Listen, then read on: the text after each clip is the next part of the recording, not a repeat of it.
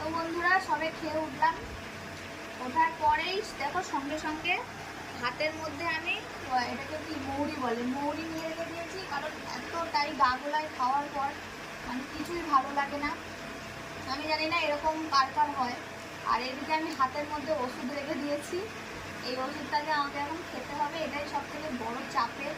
আমি ওষুধ একদম খেতে পারি না। আর এই প্রেগনেন্সিতে এসে মানে বিশ্বাস করো ওষুধ খাওয়াটাকে কি বিরক্তিকর, কি বলবো তোমাদেরকে।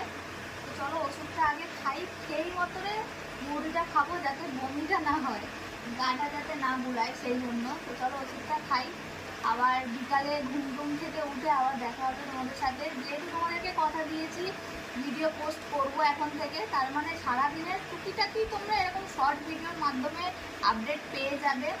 তো প্রেগনেন্সির সবে 7 মাস পূরণ হলো আমার। অনেকেই জানতে চাইবে বা তোমরা স্বাদের ভিডিও দেখে নিতে পারো, এরকম শর্ট করে ছাড়া আছে। তো চলো আবারও দেখা হচ্ছে বিকালে।